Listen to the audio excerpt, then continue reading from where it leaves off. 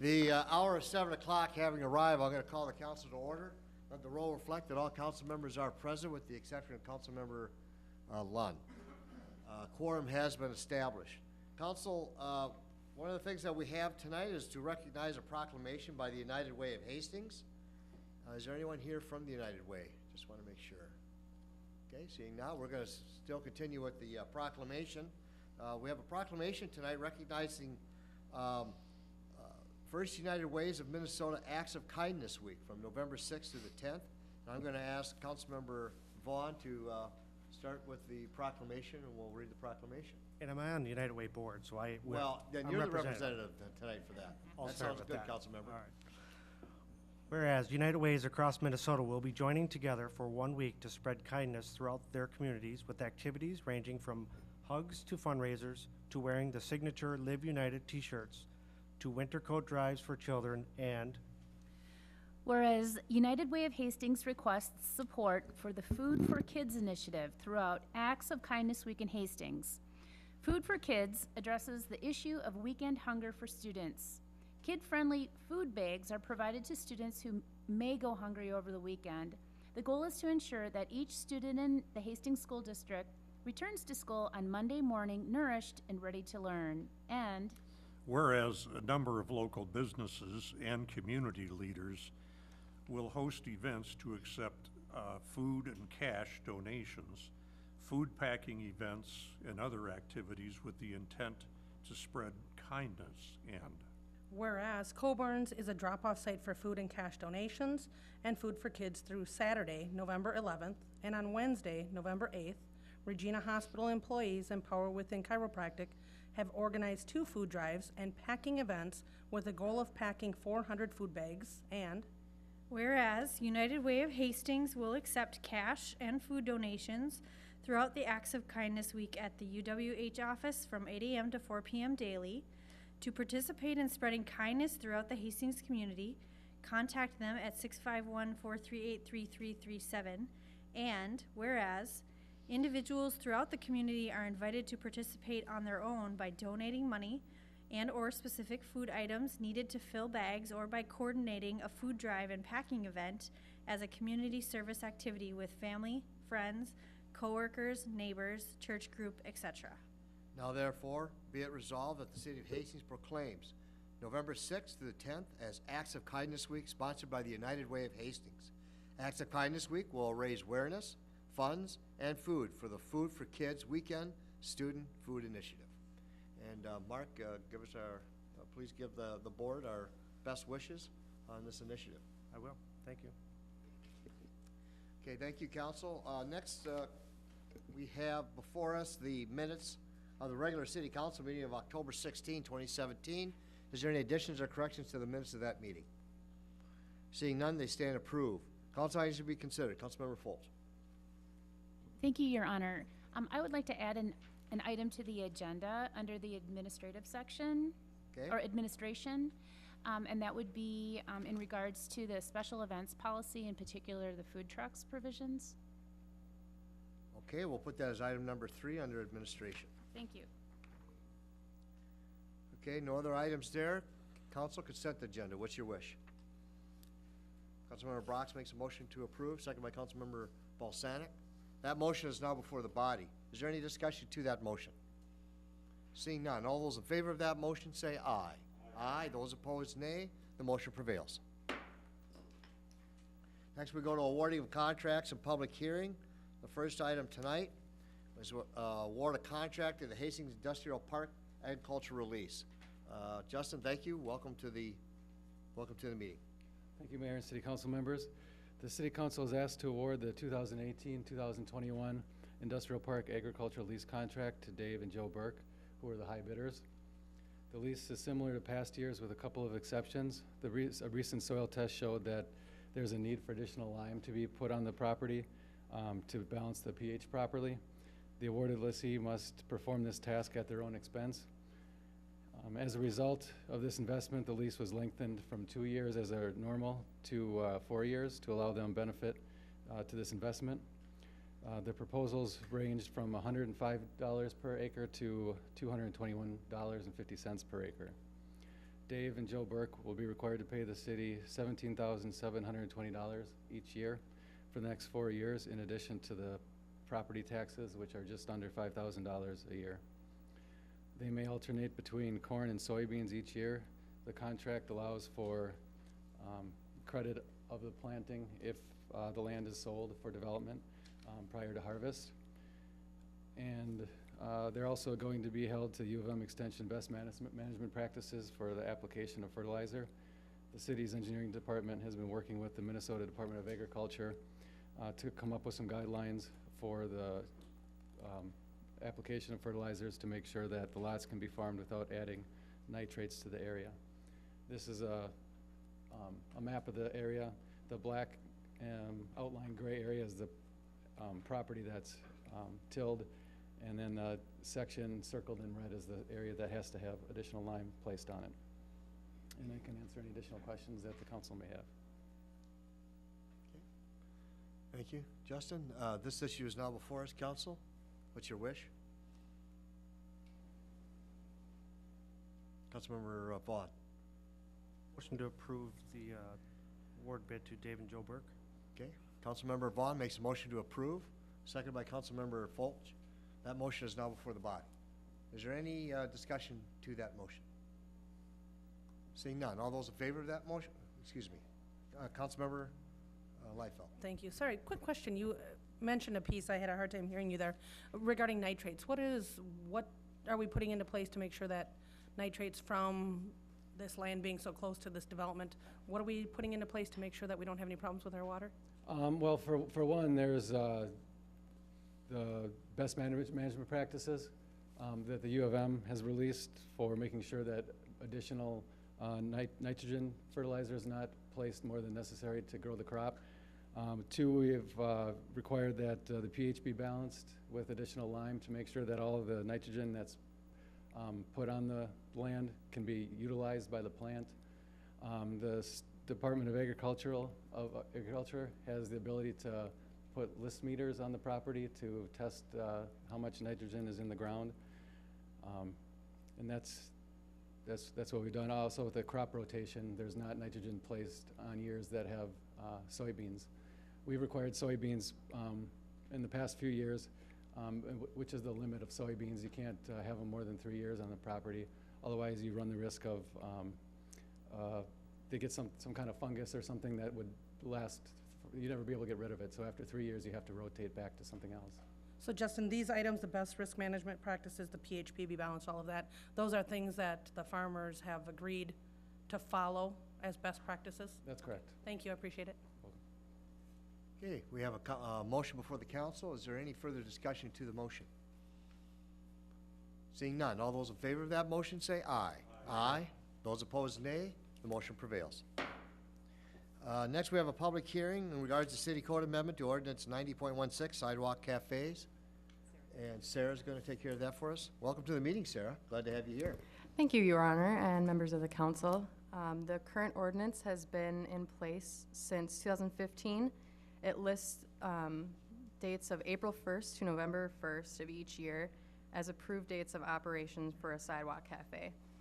After a few years of implementing, we found that patio weather may fall outside of this window, so in efforts to be more flexible, the proposed ordinance amendment would remove specific dates while maintaining the expectation that patio furniture be removed during the winter months. So with that, I'd be happy to stand for any questions, or you could open the public hearing. Okay, thank you, Sarah, for presenting that item. I'm going to open up the public hearing. Is there anyone here who would like to speak to this issue? The ordinance amendment regarding sidewalk cafes? Anyone here who would like to speak to that particular issue? Okay, seeing none, I will close the public hearing. Council, let's go into this item right here. What's your wish? Councilmember Leifeld. Can I ask a question at this Oh, point? absolutely. Okay. My question would be, Sarah, maybe Melanie, I'm not sure. When do the contracts go out for the individuals who have these sidewalk cafes? Is that usually like February that those contracts go out? And then to kind of piggyback so you can answer both together, will this exempt them? They can go through to April, or when their contract comes out in February? does the current contract that would stand stating November 1st get them until the next contract is set up? Does that make sense? Okay, thank you. I can probably speak to the second question. Sarah might have to answer the timing of it all. I think staff's intent was, if council approves this, it goes into effect. And so, and then we would work on the licensing piece of it. Sarah would work on the licensing piece of it, but kind of no gap for any of those that are currently licensed. Okay, so when you say goes into effect, we are stating that if you currently have a contract that indicates you have this, or this licensing, you are now okay until the next. They Ye- can, February 18th, on my birthday, we have a 62-degree day. If they have a contract that indicated November 1st, they're okay to go ahead. Maybe I'll ask Sarah, the licensing is going to be going on first of the year now going I forward? believe that's correct, yes. Yep, but for this date going forward, if the council approves it through the next renewal, we would just carry that current licensing forward, if that makes sense. All right, thank you. Okay, is there any further discussion? Councilmember Folch? Oh, there we go. Thank you, Your Honor. So clarification is that there's a renewal period and it's on the calendar cycle then, so that they have to reapply every year to keep their sidewalk cafe status, their license, correct? Is that what I'm hearing you say? Yes, that is correct. Okay. And then, so my second question then is this only for city-owned sidewalks then? And I ask specifically because the Breakaway Arts Center is going to be leasing the sidewalk that's adjacent to their property, and that's actually MnDOT property at this point. And so, how does this apply? Is it for all sidewalk cafes throughout the city, or is it just those ones where the city actually owns the sidewalk? Your Honor and council members, this ordinance applies to public rights of way. So whether it's MnDOT or city, it would be public rights of way that a sidewalk cafe license would be required. Okay. Is there further discussion? Okay, a motion is sought. Councilmember Balsanek makes a motion to approve. Is there a second? Second by Councilmember Vaughn. Discussion. Is there any further discussion to that motion? Seeing none, all those in favor of that motion say aye. Aye. Those opposed, nay. The motion prevails. Okay, next we'll go to community development. We have before us this evening a special use permit. I'm going to hold that, council. This requires 6 out of 7 votes, and Councilmember Lund, I understand, is on his way here. So for us to be able to take the opportunity to have a full membership while we take up that item, so I'm going to hold that if there's no objection. We'll go to, let's go to the resolution amending final plat Great River Landing, former Hudson Manufacturing Building. Justin? Thank you, Your Honor. City Council members, the applicant originally proposed to replat this property into one lot a couple years ago. At that time, they had less clarity on what boundaries would be between their different aspects of their site. So there was no additional lots created at that time. Now there is relative certainty in their different uses on their property that they'll be purchasing from the city. And they'd like to have the park space, which is on Lot 3 and open to the public, on a separate lot from the financed building, which would be Lot 1. They've stated that lenders don't like to have public having rights to property they're lending money to, and they would make this public accessible space to have a nice definitive boundary that can be legally described as a specific lot. They would also like to have the parking area to the west on a separate lot, labeled as number 2. So they could seek a second phase without having to be hampered by existing financing being on that property if it was tied to the Lot 1. And then the 4th lot just doesn't fit into the category of any of those previous ones. So that would be the 4th lot. The property currently consists of 14 different lots. The county commercial assessor has stated that the number of lots doesn't affect the property valuation based on the number of lots, but they did add that the owners could always push for alternative consideration based on a number of variables. For a unique project like this, there are a lot of those.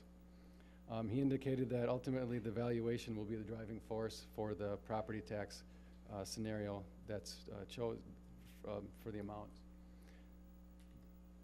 And this is a zoom in of the plat showing another change. That area in yellow was originally going to be part of the Outlot A given to the city as dedicated parkland for the trail connection. That yellow part has now been removed and will be retained as part of the development. Mostly will be in Lot 3, which will be private property but open to public use as a park. And the reason for this is you can see those arrows are showing different improvements that the applicants are planning on making to improve that park.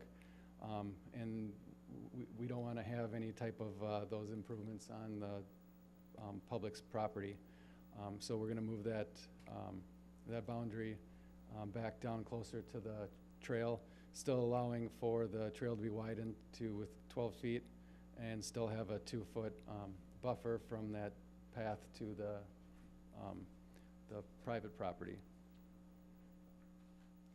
The Planning Commission voted unanimously to recommend the approval of the final plat at their October 23rd meeting, and I can stand for any questions. Okay, thank you, Justin, for that presentation. Council, discussion. Is there a discussion? Councilmember Vaughn. I just want to clarify, you used the word final plat. Can it move again? Would it have to come back in front of us if they choose to replat it again? Yep. If they want to make any other changes, they'd have to go through the process again. That's correct. Okay, just want to confirm that. Thank you. Okay. Is there any further discussion? Any questions? Councilmember Folch? Thank you, Your Honor. Justin, I was paying more attention the last few times I've been going through that area. And so currently there's all sorts of fencing, and there were some abandoned, look like telephone poles or something, or what, or electrical poles or something like that, where they weren't connected to any wires or anything, and they were all just sitting there. And so is the intention then if they retain all of this so that, so then all of that will be ripped out and completely redone at the expense of the new owners? Or is it going to be the city's responsibility to remove all that fencing and those abandoned poles that are in there and such? Is it kind of are they taking it over as is, and then they'll be responsible for? Well, definitely anything that's going to be on their property, they're going to have to make changes to. I know that there's some trees that I think there's they'd lots of like trees. something done with, and those trees are going to be on our property, the retained property for the park, and so they'll need to work with the city for approval for doing anything with those trees. And the same would be for any of those other poles if those are on the park property or if those are on their property. I'm not sure which poles, or you're probably in the back. I know there were some poles that I Yes. can think of. Yeah, it's exactly Yeah. right along that walking path, but on what will be their property then. So just to be clear, then it's not the city's responsibility to be caught with all of the expenses of all the removal of all that fencing, and but they're buying it as is, correct? Well, I'm not sure what the exact language would be in the purchase agreement, but you know, I've looked at it as they're going to be redeveloping the whole entire site. Okay, good. I'd feel more comfortable knowing that they are going to be responsible for all of that improvement, because there is a lot of improvement that's necessary, and I'd hate to see for the city have to continue to investing money into the site, rather. So you understand what I'm saying? Okay, thank you. Sure. Okay, Councilmember Leifeld? Thank you, Your Honor. Justin, just a quick clarification. If I understand, this is just, so we're zoning, platting this particular piece. This parcel of land was already part of the agreement, correct?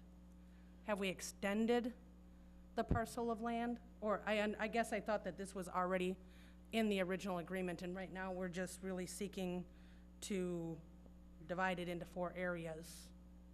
Is that correct? Mostly what we're doing is we are dividing the area into 4 different lots from the 14 lots that are there.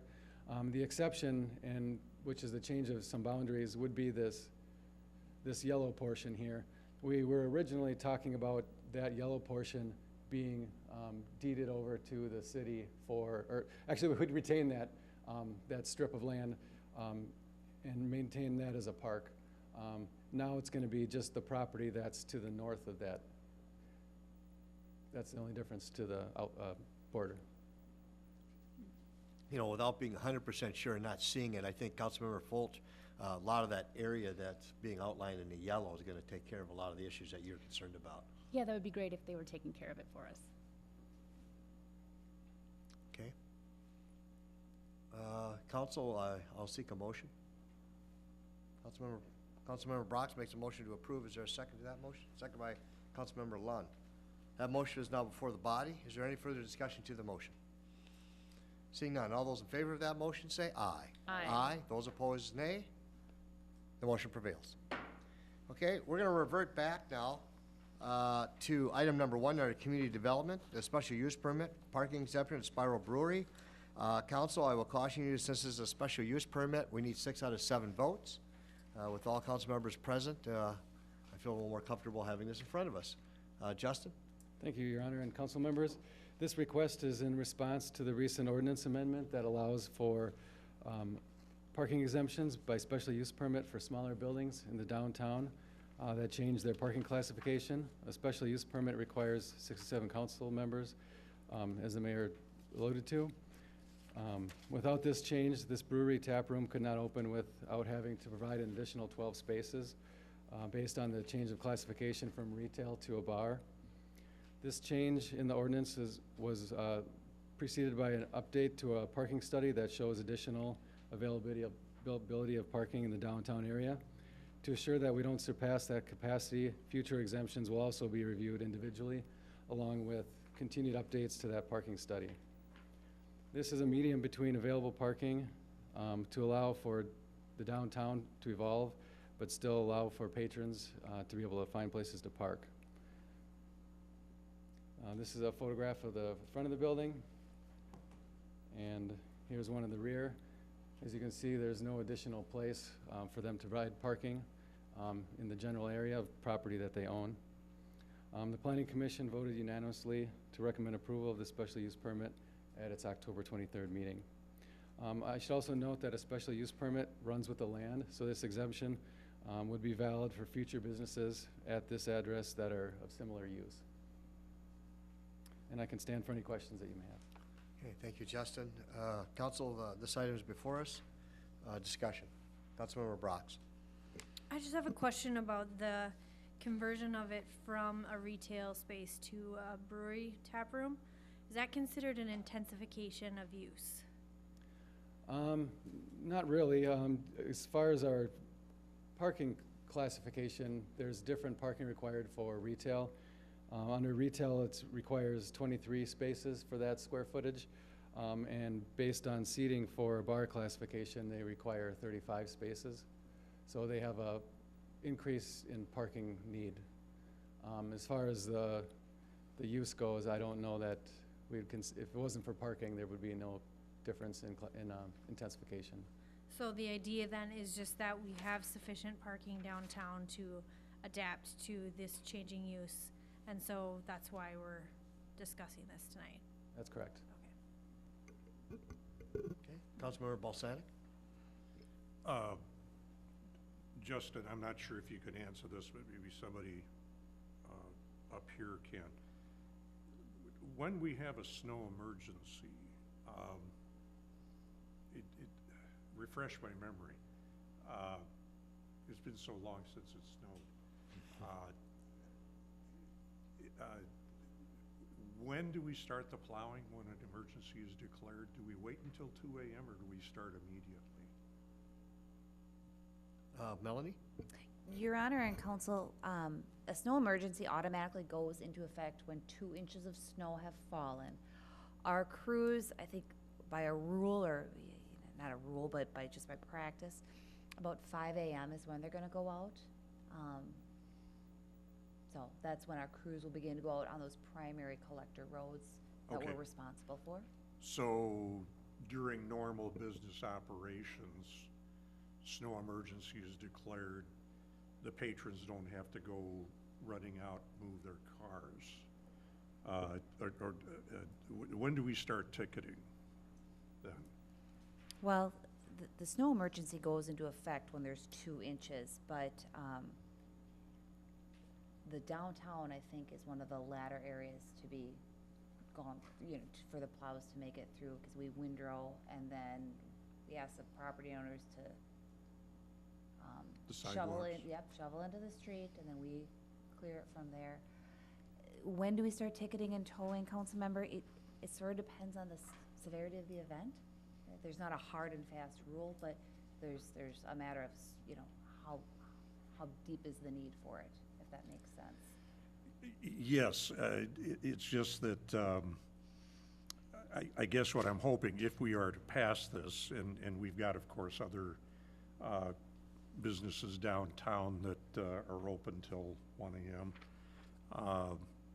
bar and grill type establishments, that I guess my hope is that we can, as a policy, be sympathetic to those downtown area businesses, so that we're not necessarily going right in there and issuing tickets or trying to plow and so forth. As you said, if it's one of the last areas that we do, then that seems to be a policy that we've been holding true to then for a while. It just seems to me, if we're going to do this, if we're going to accept this, that we should try and be sympathetic as Public Works goes out and does start to plow. Thank you. Can I make a comment, Your Honor? Is there further discussion? Councilmember Leifeld? Thank you, Your Honor. I just have one comment to remind people that overnight parking is not allowed on Second Street. So hopefully that will alleviate any of the concerns that we have with our staff starting out at about 5 AM.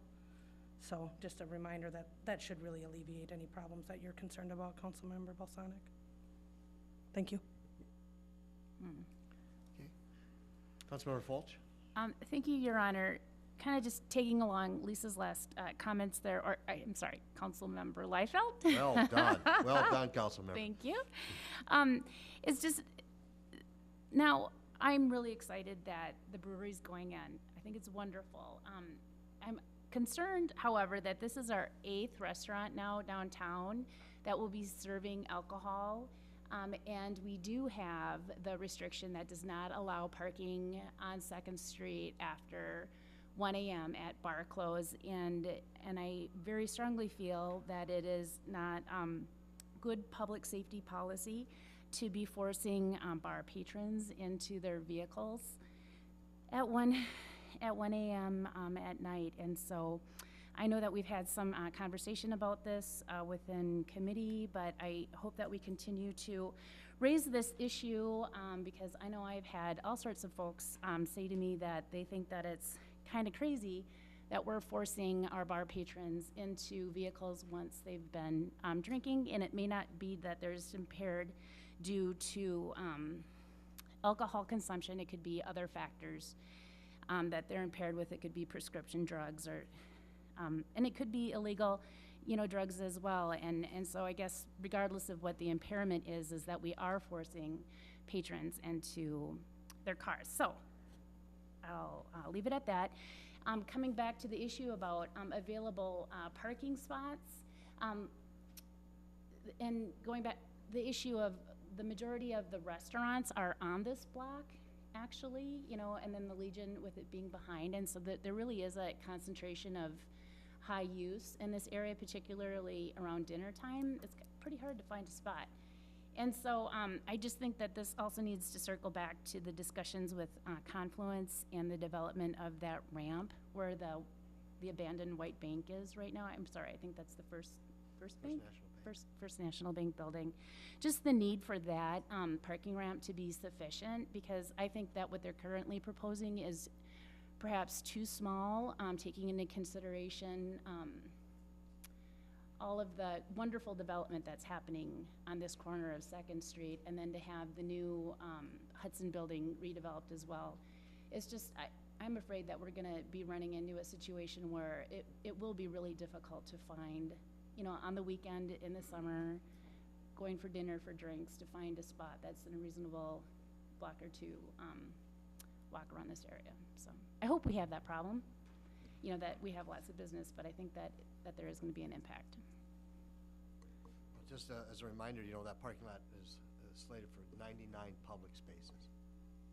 So it's good size. I'm sorry, taking into consideration the number of visitors that could be actually at the Hudson site, though, if that's gonna be an event center, I mean, one wedding could easily have a couple hundred people, and as we just learned with Wise Funeral Home, that more people are coming as individuals to events, and so what used to maybe be a car full of folks is now people are coming as individuals, and so, I don't know, it's one of those things where it's kind of a crapshoot. You know, you hear about new technology and how we're gonna have these, you know, people aren't gonna own their own cars, they're just gonna dial up a ride and they'll be dropped off, and you know, so there's all this talk about how we won't need so much parking in the future, but I think in the next 10 years, I think it's gonna be really tight once the Hudson site is up and that we have these 8 restaurants downtown, mostly in this vicinity here. Thank you. Councilmember Lund. Thank you, Your Honor. You referenced a parking study that was done this year. What was the radius taken into consideration? Because I think we're talking a lot about 2nd Street and can't park overnight and all that, but you know, there's a lot of times I park on Ramsey, Tyler, you know, whatever, and you know, there's that be taken into consideration. I'm wondering, when they calculated the need based on that analysis, how far out are we looking? It was the whole downtown area. It might have been, you know, a block south of 2nd Street. John Hinsman was the one that updated a parking study that we had paid for several years ago. And what he did is he looked at the increased parking that's been provided in the downtown area, both the larger parking area under the bridge, and then during the Riverfront Renaissance, the additional parking that was provided north of 2nd Street. And he went out there at different times of day, different days a week, and on the weekends, and did availability counts, and found that there really wasn't any times that there was full parking on a regular basis.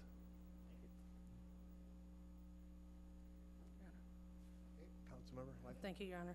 I'm excited about the brewery. This is going to turn into a destination city, absolutely, with what we've got going on with the Hudson building.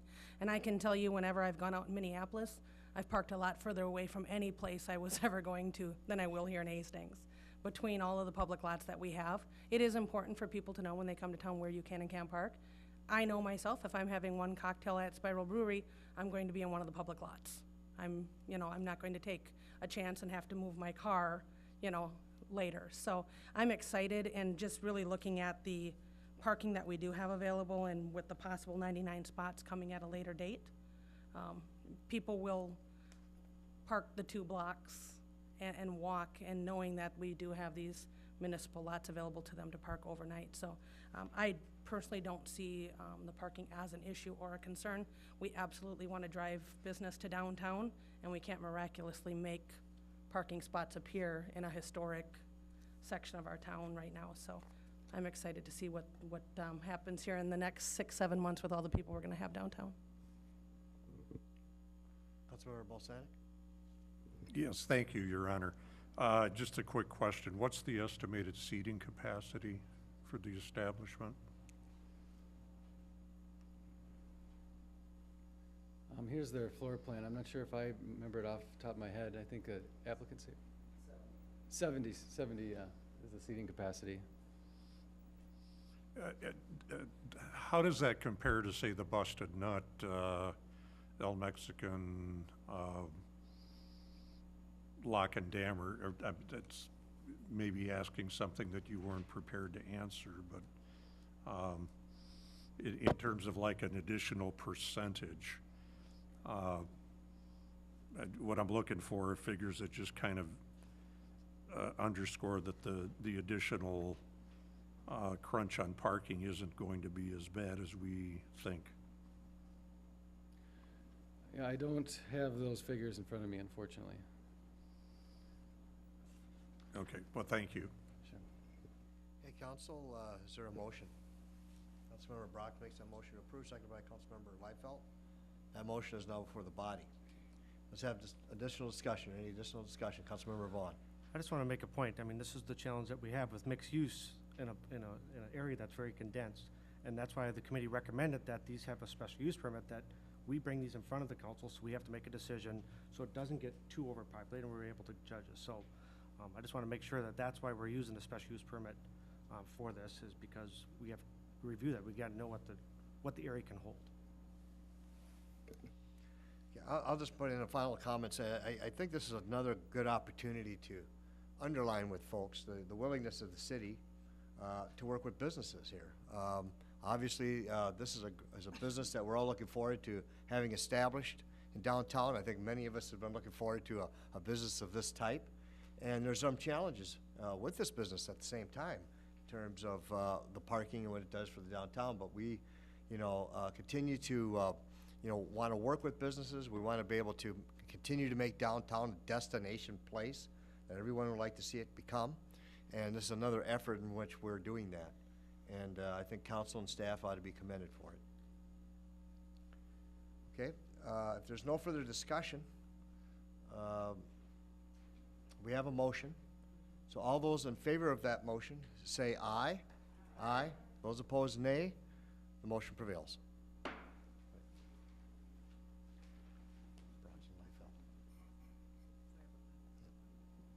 Okay.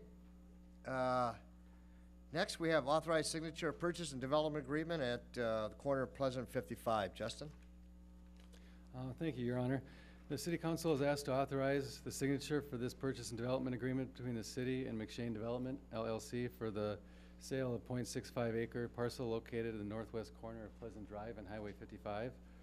The terms are based on the letter of interest that the City Council authorized in August 7th. The value of the property may be between $198,000 and $254,000, and that's kind of a base estimate based on recent land sale at market. I believe it might have been based on the square footage price for the property we sold on 11th Street in 61. But that's only if all the utilities were readily available.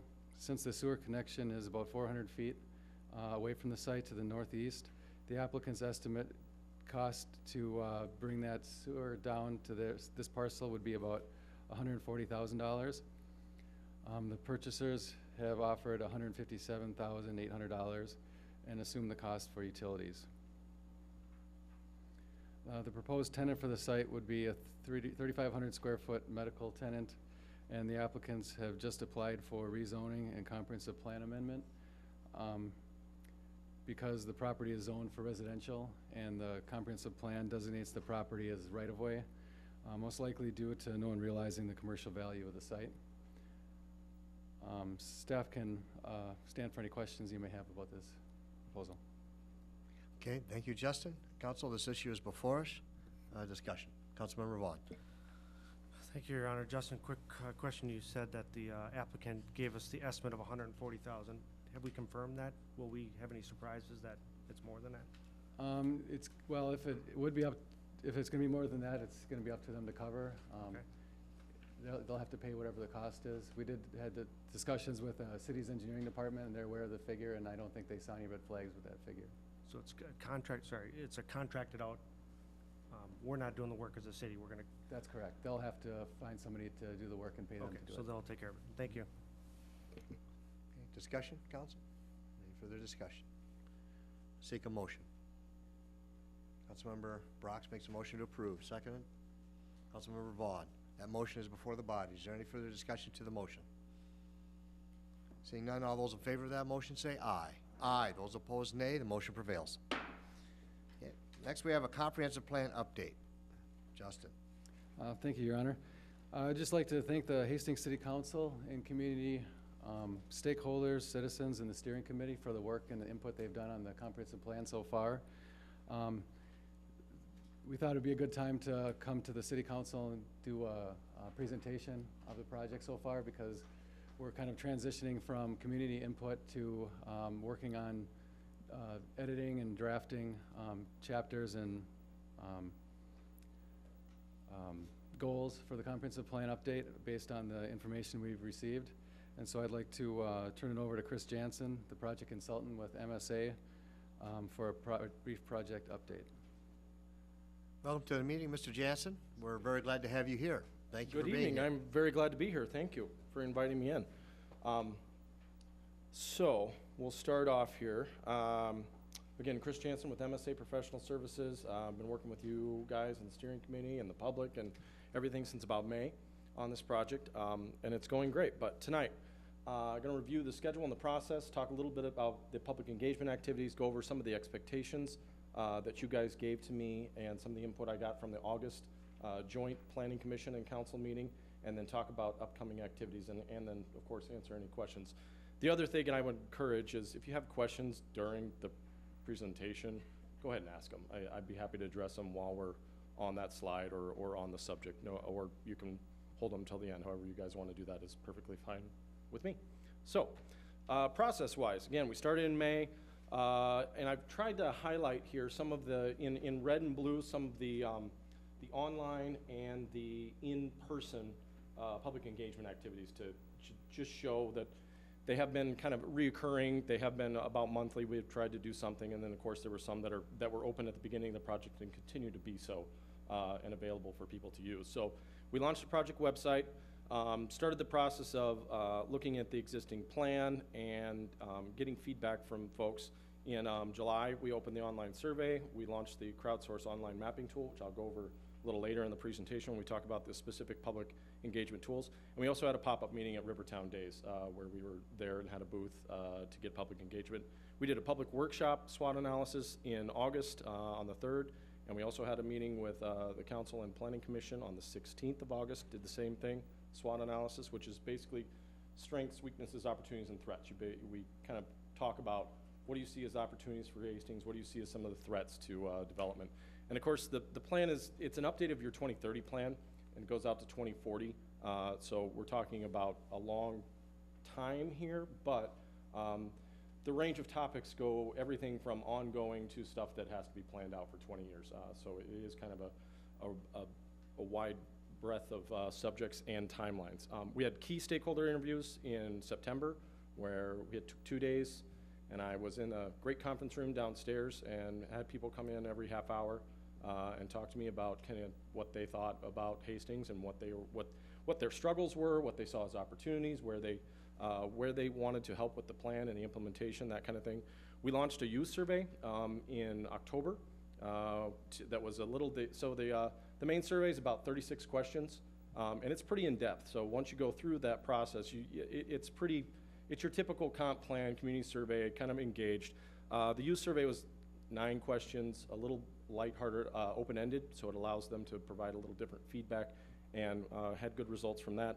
Pop-up meeting number 2, we will do at, I'll be at the Holiday Hoopla, basically doing another, we have a couple fun activities planned that the steering committee came up with last week that we'll do, and be there basically for the day to do the same thing. Meet people where they're at and not require them to come to another meeting necessarily.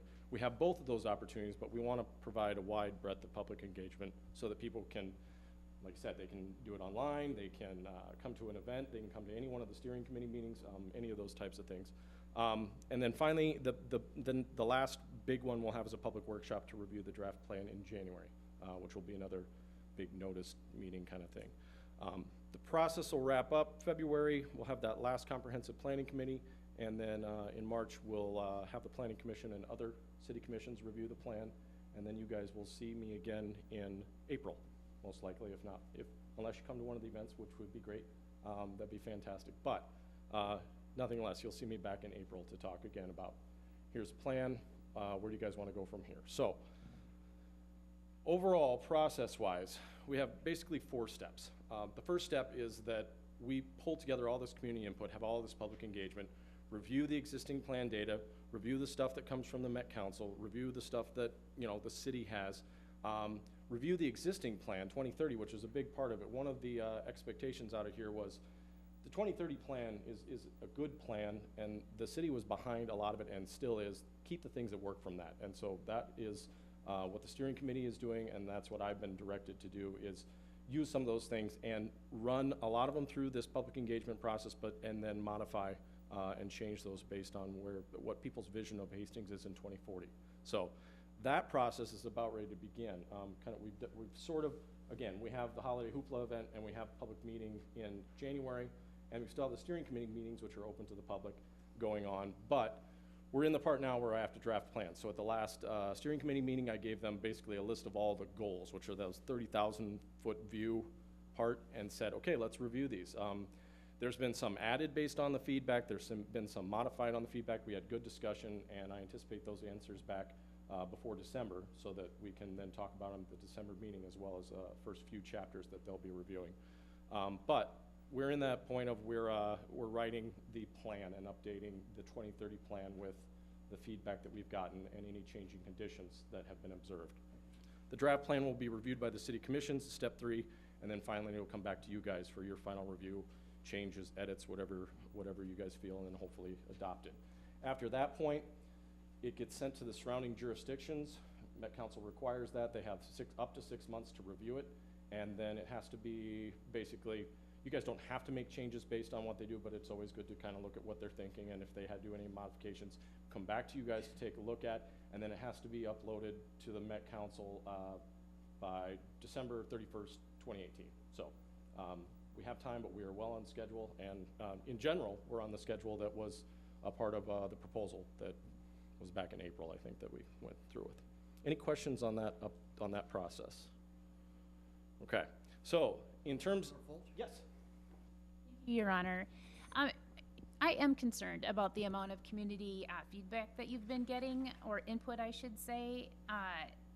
As a for instance, with the Facebook SurveyMonkey survey that was done, I mean, the number of respondents last time I checked was pretty small. It was a pretty small number of individuals that had responded. I can't remember off the top of my head, but I want to say it was like 60 people or something to that effect. It was a really low value. And then I was looking at the results from the youth survey, and that as well was a small value. It was like 20 kids or something like that, super small. And so I appreciate the fact that you did the key stakeholder interviews, because there's a lot of value in getting those individuals and their input. But I question, why wasn't there like a phone survey done where you could capture, you know, with a contract, because there's plenty of outfits that do that, reputable ones, where you could have captured a particular number that you were really going for, so that you had a better population sample. And so I'm just really concerned about that, about the amount of true input that you're getting, because I mean, we know that you can have community meetings, and you're lucky if you get 10 people to show up. And so, so again, maybe you're gonna have a couple more pop-up meetings, but really, you know, what is the anticipation of the number of interactions that you're gonna have with citizens at those? I mean, maybe a dozen or 2 dozen more. I mean, realistically, let's be truthful about, you know, what you're expecting. And so I am concerned. I'm really concerned that I feel like we're just kind of going through the motions here, and we're not really getting a true sampling of how our citizens feel. So that's that. Okay. Any response, Chris? Did you have any? It has been updated. 98 is it, which still, like you said, it's not a statistically significant survey number. So if I was to do, you know, if I was to go through the route and say, okay, I need a 95% confidence level, you know, survey, that type of thing, it's hard. We've pushed it out the normal ways that we've done. And then the other thing that we do is we're not planning just based off the survey, which would be bad in this case, because you're talking about 95 responses. Now, it's an in-depth survey. It's 36 questions. So hopefully the people that are going through it are giving quality feedback, and the stuff that the steering committee reviewed and I reviewed is quality. But the number itself, if we focus on 95 surveys, it's not great. I will agree with you there. Right, and I wouldn't say that. I'm sorry, and I wouldn't say that 36 questions is an in-depth survey by any means. But I know that other communities have well over 100 questions within their community surveys, and so, so anyhow, I feel like I'm kind of being a squeaky wheel here. But I'm really worried that we don't have a representative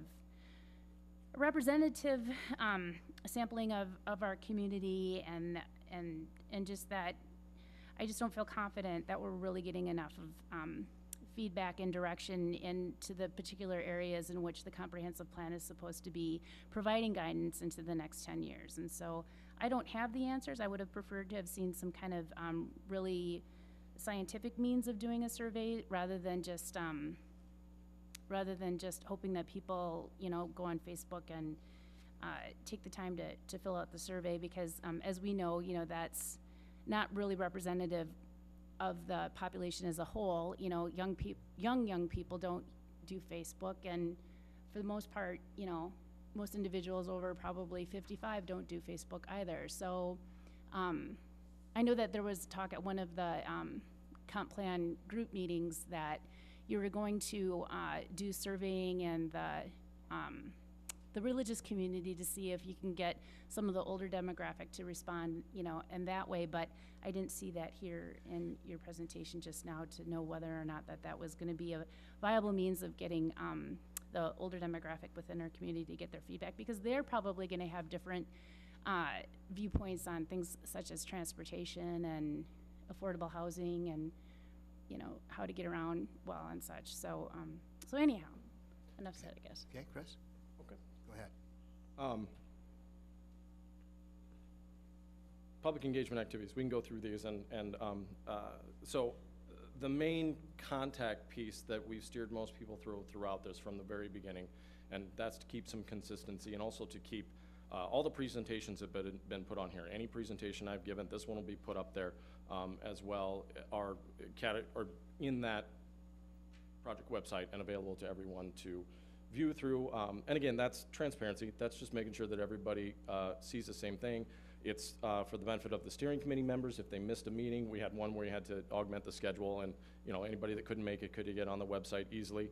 Obviously, the surveys and the crowdsourced mapping application and any announcements have been also put through the project website, and it's linked to the city website. So we've been using that throughout the whole process. The crowdsourced mapping application, again, all of these were designed to be used on a desktop, laptop, tablet, phone, and circling back around, when we used to do comprehensive plans, there wasn't quite as much online engagement. There was maybe an online survey, but you didn't have a mapping application. You didn't always have a project website, that type of thing.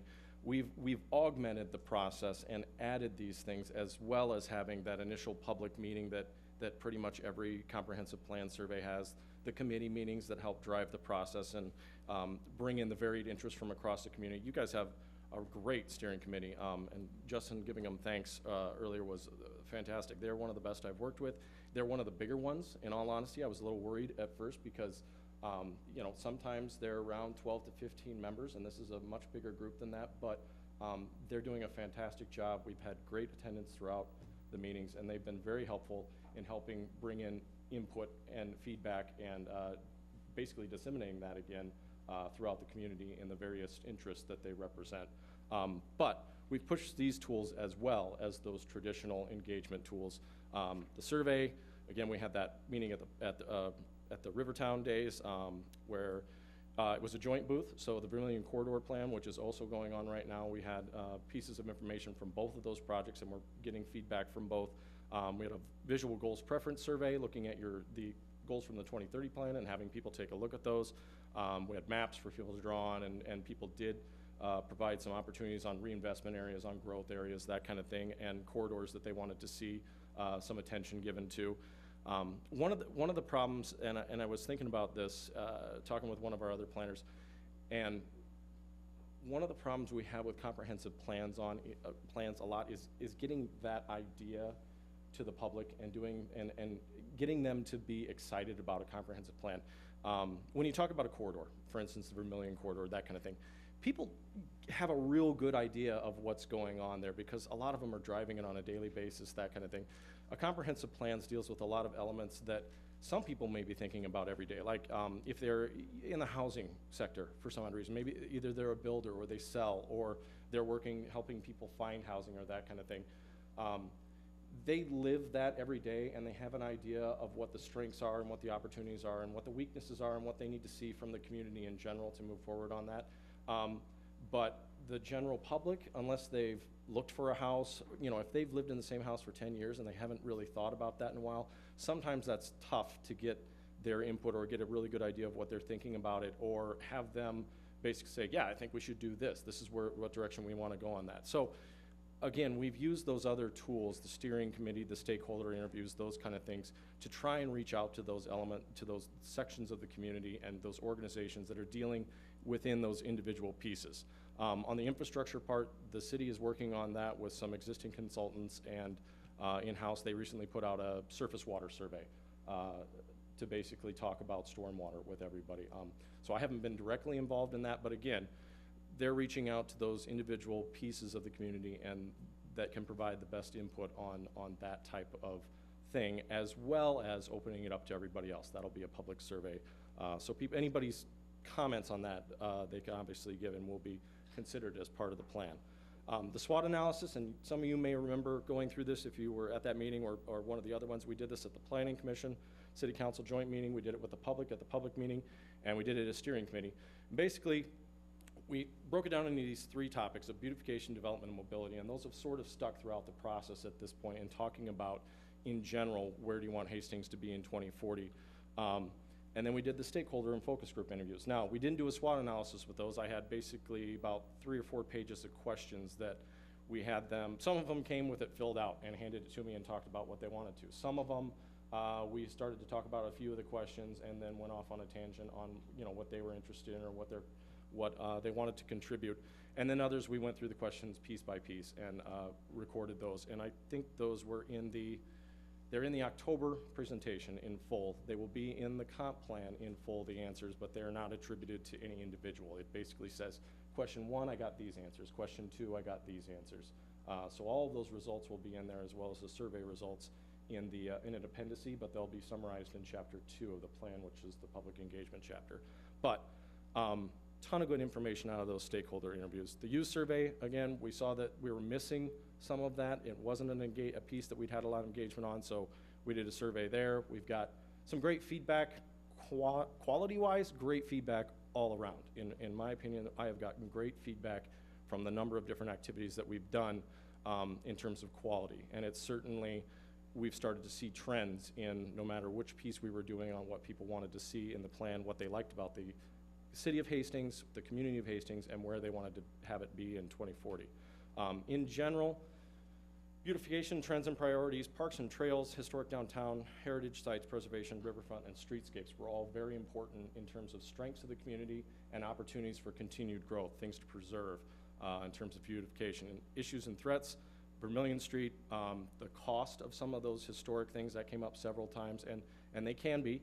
The major corridors and entryway, community character in general, and I would say that kind of flips, a lot of these flip on both, because that's something that people want to preserve as part of the growth of Hastings, whether it's a new neighborhood, whether it's a reinvestment in an existing part of the community. They want to see the character of a river town continue to grow throughout and not become another nameless suburb. They want it to continue to be a town, and that's important, regardless of how much more connected it becomes to the metro in the coming years. Lighting in general, safety issues came up, underutilized properties, and land use conflicts. So on the development trends, accessibility continues to be a strength. It continues to grow. And many people said that Hastings will be a town in 2040, but it will be a bigger part of the metro. So it'll still be a unique community, and we want to preserve that, but it will be a bigger part of the metro in 2040. Historic character is crucial. Population, employment, growing. Arts and entertainment was huge. We had a whole focus group on that was fantastic. And are a big part and a big draw. We found out through several folks that are moving to Hastings because of the school's commitment to the arts and the city in general. Opportunities to use technology, room for growth, and then some of the issues were workforce and employment needs. That came up many, many times, and it continues to be an issue for many communities that are growing and looking to find where their economy will be in the next 5 years, 10 years, 20 years, whatever it is. Uncertain future business needs and how to provide for those, affordability for people and businesses, loss of target demographics and dollars, and needs and direction for new growth areas were big concerns in terms of development. Finally, mobility, great trails, access to the Mississippi, regional access is increasingly accessible, and it's close to metropolitan area resources. Lack of transit, again, this has come up across demographics for the most part, and was even a really big issue for employers when we talked to them at the stakeholder meetings, in that they have employees that are driving from elsewhere. So whether it's they don't have another means other than to drive, or the commute is not ideal for them, or there's an issue with them not being able to find affordable housing within the community. But it's either one or the other, but they're both causing some strain on employers. Lack of regional transit, maintenance and expansion of key routes, namely 55 was the one that comes up. 61's fantastic, but if you're going the other way, that can be an issue. Access management, pedestrian safety along corridors, which is kind of why you guys are looking at the Vermillion Plan, talking about access of businesses and how that all works, and where it can be detrimental to the flow of traffic to have that, you know, what was built in the 50s, you know, as a corridor doesn't always work in 2017 as a corridor, and there are big issues with how transportation is used and how businesses operate. And then uncertain future transportation demands. Driverless cars, or cars that, you know, basically are automated, and people not owning cars and how that affects things. You guys were talking about parking, and, you know, one of our sessions with the steering committee, we were like, people aren't, they're just gonna order a car from the garage and it could be 2 miles away, it's just gonna show up. I mean, that may not happen in 5 years, obviously, and it may not happen in 10 or 20, but, you know, it's out there and it's certainly a possibility. And we hear all the time about people, you know, the millennials and whatnot, not owning as many cars, and whether that will be the case or not, time will tell, but there is an uncertainty in those transportation needs of the future and what people will be doing. The other one I was thinking about was signs the other day. If I'm getting in my car and I'm telling it to go from my house to point B, you know, A to B, I'm not gonna be looking at road signs. I'm gonna be playing on my phone or working on something. There's gonna be a major change in how people are marketed, because road signs and, you know, all that kind of stuff we fight over now on content and size and color and all that kind of stuff, be a totally different ballgame in 20 years. So a lot of things to work through there, that some of them will be addressed by the plan. They'll all be included in some way, shape, or form, either the goals, the objectives, the policies. And that's why I put this slide in here. All of this community engagement is kind of at the top of this funnel.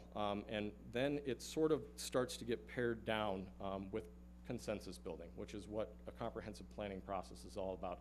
You start with this big community engagement funnel, you get all that input, you then, you know, run it through existing conditions, talk about existing plans and predictions and, you know, demographic projections, those types of things.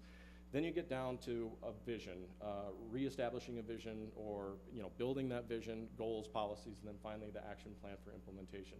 One of the big pieces that comes out of a comp plan that you guys use all the time is a future land use map, right?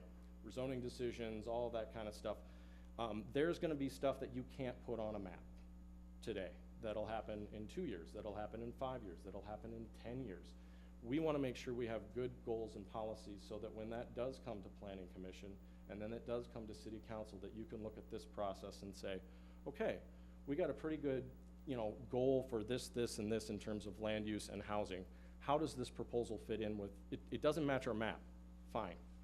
How does it fit with our goals and our policies, and what kind of a decision can we make for the betterment of the community based on that?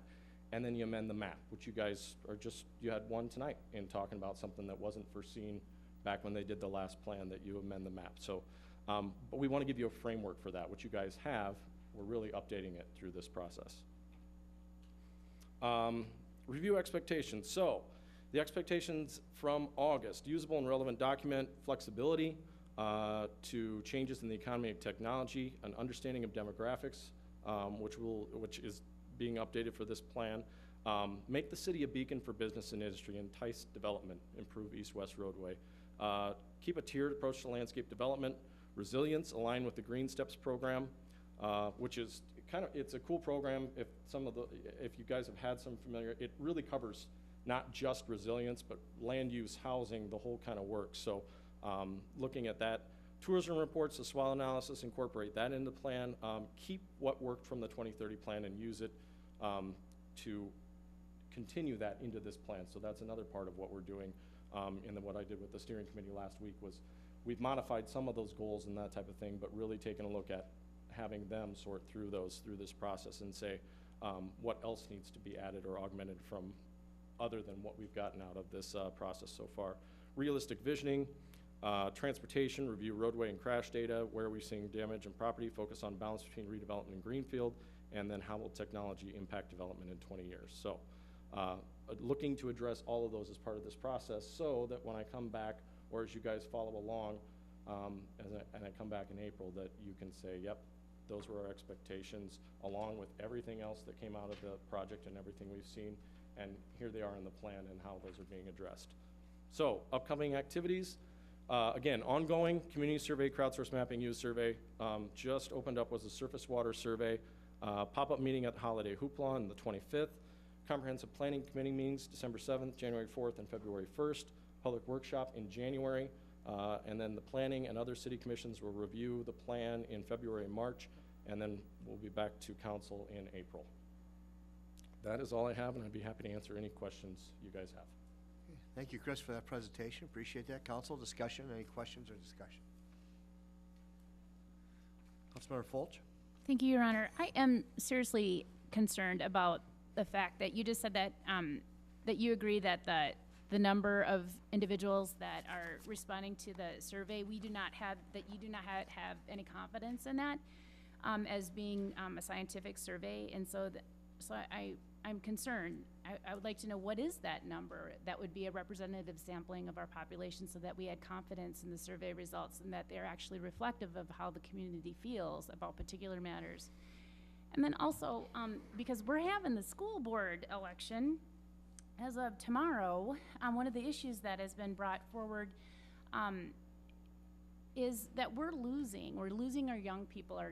The particular demographic is the 19 to 30-year-olds, you know, who are raising children in our community, and we're losing them. We keep seeing a declining number of those individuals, and as a result, we're having lower enrollments in our schools. And so this is a really big problem for our community, because then we don't have stable funding sources for our school district. And we have been thinking together about how we need to be working with the school district to resolve, to come up with a plan about how do we keep those folks from, they go to school, have them come back and raise their family here, or get others from the metro area to come and raise their families here. And so in particular, I would really like to ensure that you have confidence levels for that particular demographic, to ensure that we're getting good feedback from them, and that we're planning for a future that entices them to stay here and raise their families within our community. Because without them, our community is going to remain, you know, is going to have unstable sources of funding for our school district. And we need our kids. We need our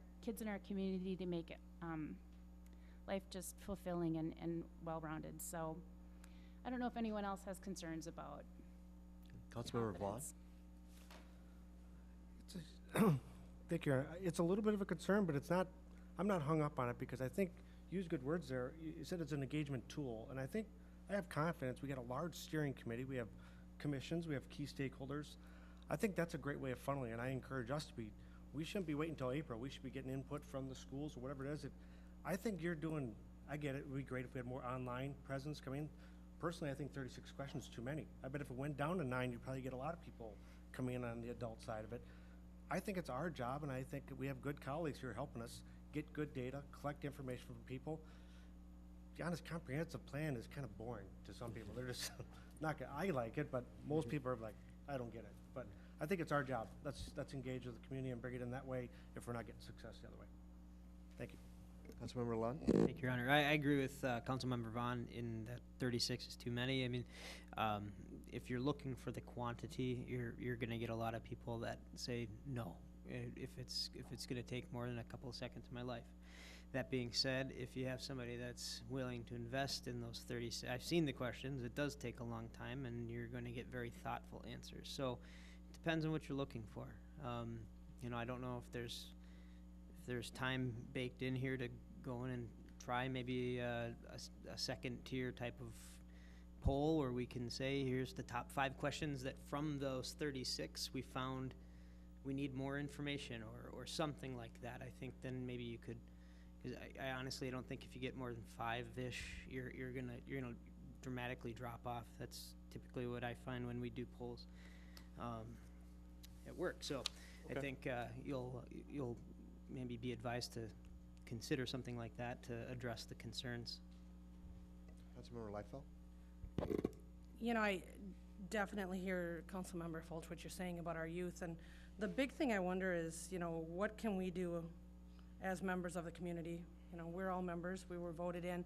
What can we do specifically, individually, to get people to participate? That is a low number. We get phone calls, we get emails, we get people stopping us in grocery stores to talk about the city. Are those people completing these surveys? So, probably not, because I can guarantee you, I've talked to more than 100 people myself in the last 10 months.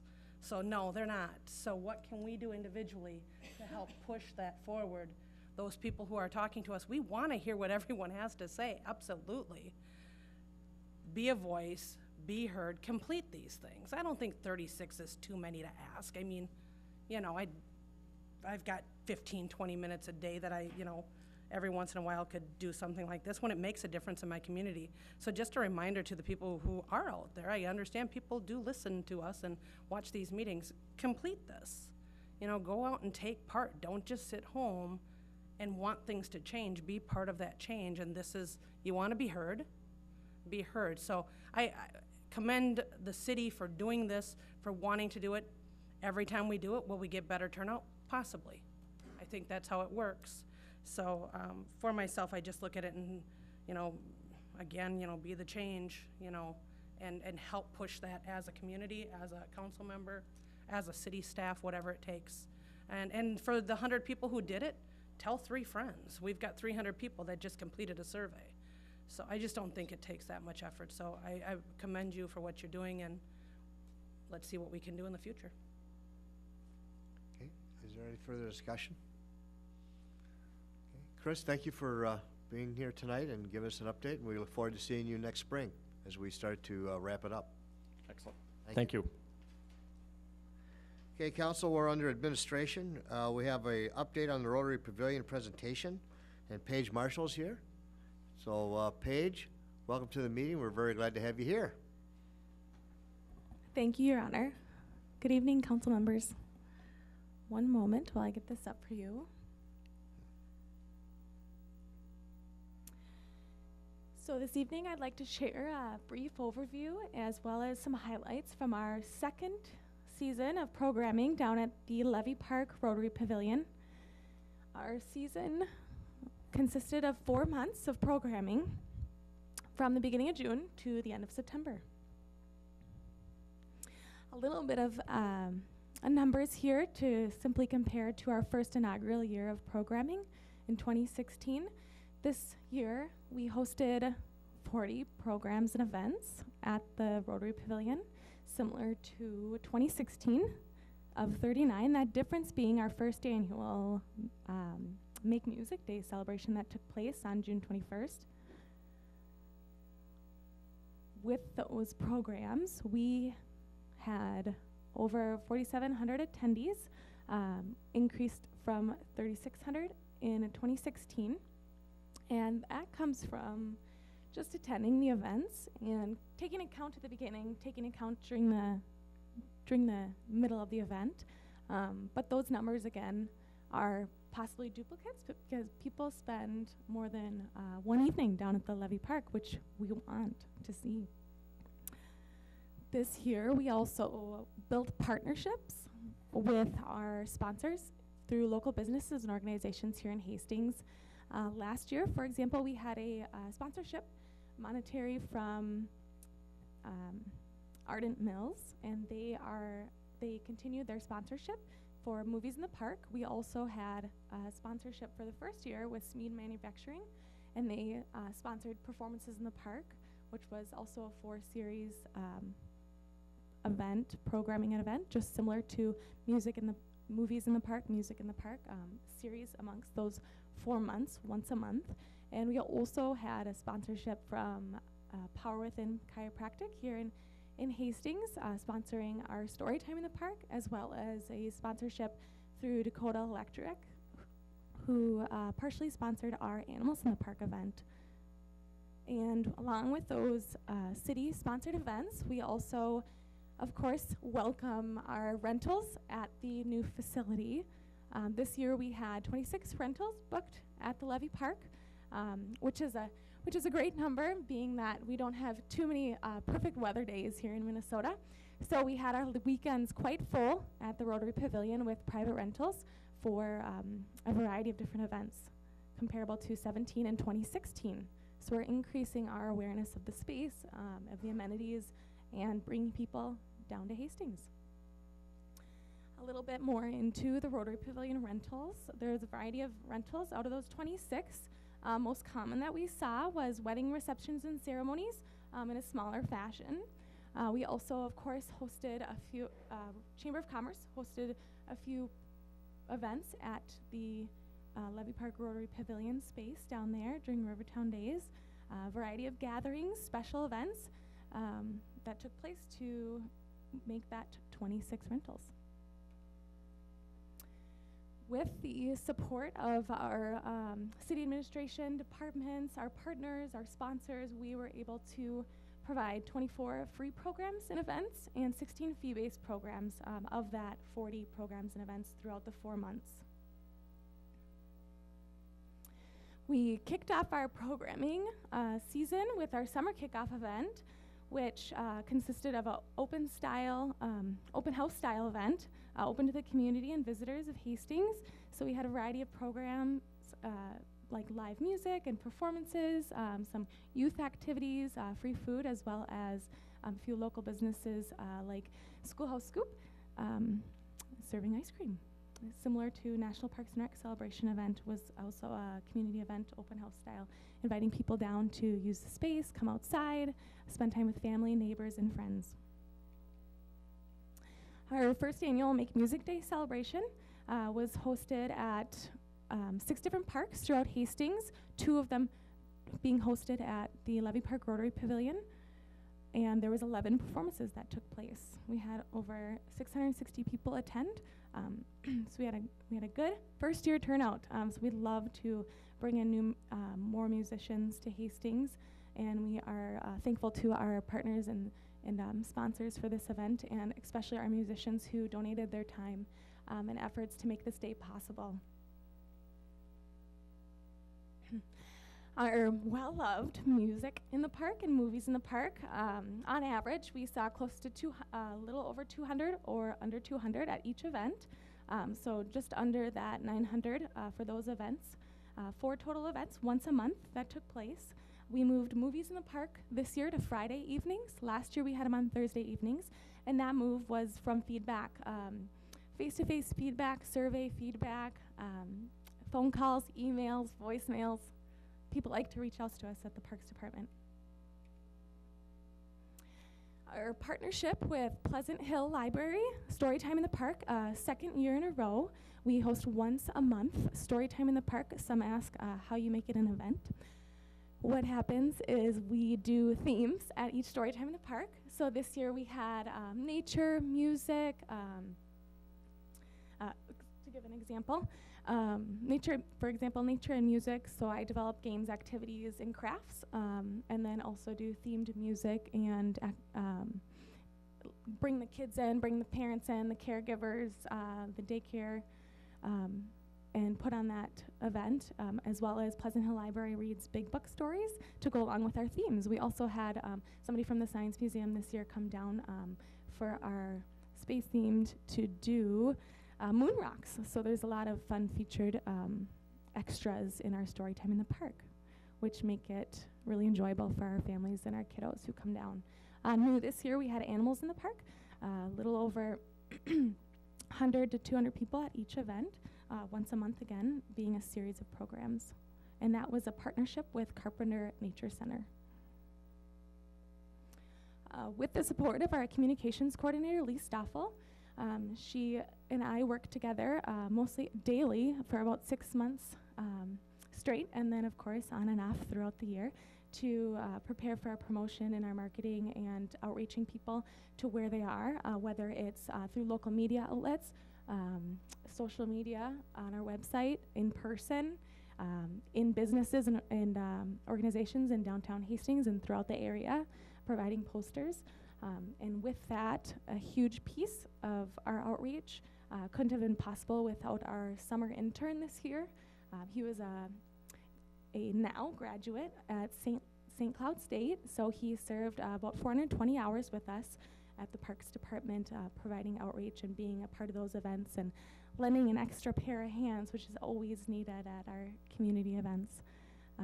So we are very thankful to our community partners, local media resources to help spread the word and awareness within our community for our facility down at Levy Park. With that, and in conjunction with our communications specialist, we saw a very steady increase in followers on both our platforms of Facebook and Twitter.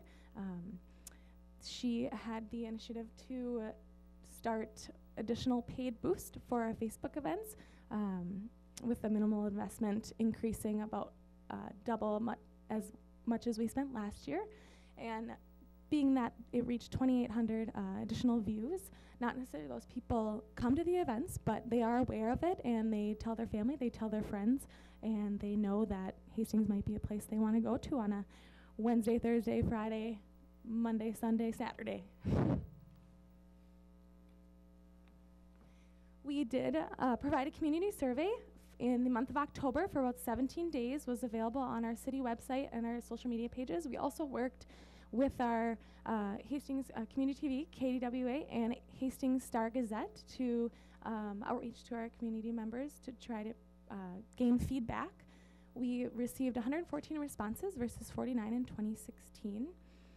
So with those survey results, we asked 5 questions, and those questions were zoning in on how to best focus our efforts on getting feedback from the community, how best to use our resources to communicate that information, and then also to see what our community is looking for and any gaps that we can fill and provide for years to come. So that survey was available. We also, people love to talk. They love to call. They love to email and leave voicemails. So not taking into consideration all the additional feedback I receive in person and in the office. So that's always taken in consideration when we plan for the upcoming years. And with those survey numbers, primarily the residents was 92% was in Hastings who took the survey. And the majority of the people that came to the event were Hastings, but I had a lot of conversation with people from the surrounding area, specifically Vermilion, Denmark Township, Rosemount, Apple Valley, Egan, as well as Hampton. And these programs and events over 4 months for 40 programs and events at the Levy Park Rotary Pavilion is not possible without partnerships and developing those relationships, as well as all of our sponsorships that help alleviate some of our city allocated funds to provide additional programming at our Rotary Pavilion in Levy Park. And of course our participants who come on out, we have little kiddos all the way to 60 and better. So a variety of people who come out, youth, teens, adults, families, and seniors who attend our events, and we are excited and look forward to 2018. And without the support from all of our sponsors, our partners, our community members, participants, and our administration and council, these programs would not be possible. Thank you, and I'll stand for questions. Thank you, Paige. Questions, council? Comments or questions? Councilmember Brox. Thank you, Paige. Thanks for that report, and we appreciate you and all that you did to help program the pavilion. And one thing I didn't see on here, but was one of our family's favorites, was the story, the progressive story that went down from Levy Park into JC Park. We all had our bikes, and I thought that was a great idea. And I know that wasn't specifically in the pavilion, but we loved it.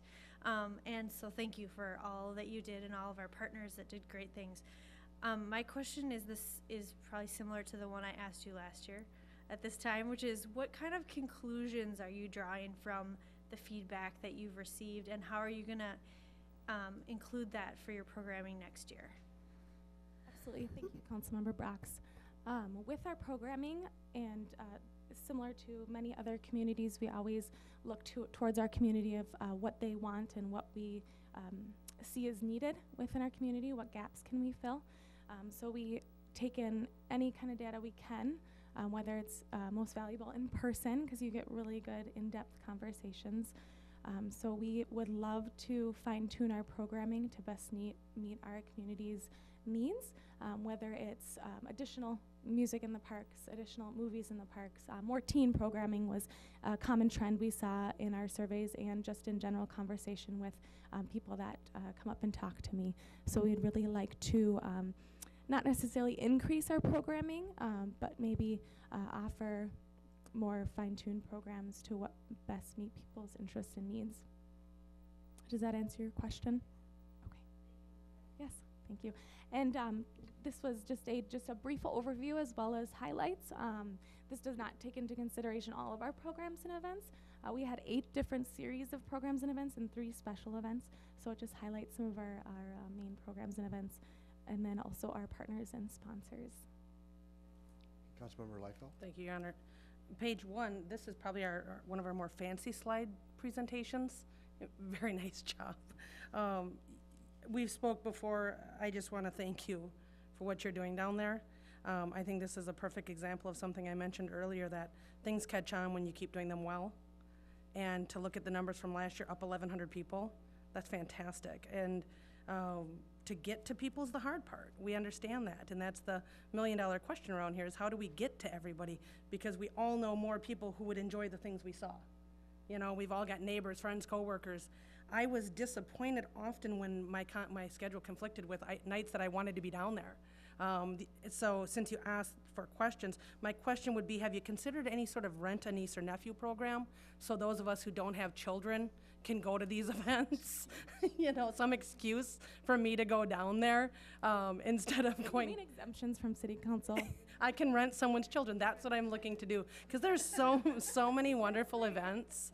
But I just can't thank you. I'm just excited with everything you've done down there, and keep up the great work. Thank you so much. Thank you, Councilmember. Any other discussion, Council?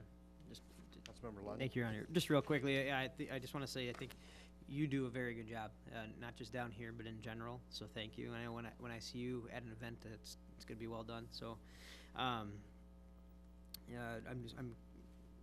Councilmember Brock asked, what you learned. What do you, I guess more specifically, is there something that you think you're going to do more of? I know that for a lot of people that I see down there during the movies in the park, they like that a lot. I think that is one that maybe could be increased. I don't know if you have a plan for that. I know that I'd be down there more. One thing though, if you could keep the dust down during A Dog's Purpose, my eyes got really watery. So just a note for next time, But in all seriousness, it was really fun year, and I appreciate it. And I was wondering if you had any insight into the movies. Yes, well, being that all of our programs are made possible through our sponsors and our partners and our support from council and administration and our departments here in Hastings, we will continue to work towards developing programs and making it possible through potentially a ask to our partner and our sponsor, Ardent Mills, for Movies in the Park. They are a ongoing support with the city of Hastings, and we really appreciate their efforts and their creativity. Last year they had the idea to have a Take a Hike Mike video exploring Ardent Mills, so that was their enjoyment to have that available, as well as donations to Hastings Family Service for non-perishable food donations to our local food shelf here. So hopefully we can reach out to them and increase that monetary sponsorship from Ardent Mills, whether it's just from them as a sole sponsor or we reach out to other local organizations and businesses. Councilmember Leifeld? Thank you. And a quick follow-up page. At one of the movies we spoke about adding the subtitles. Was that something you were able to take care of? We did at our last movie. Fantastic. And what we've learned, and I work with our, every movie requires a movie license. I'm sure you guys are all aware of that. But we do pay a fee to show those movies on specific dates to a specific amount of people. Every amount of people that goes up, it costs additional. And with that, every movie is shown as different. So newer Pixar or Disney or possibly an older movie.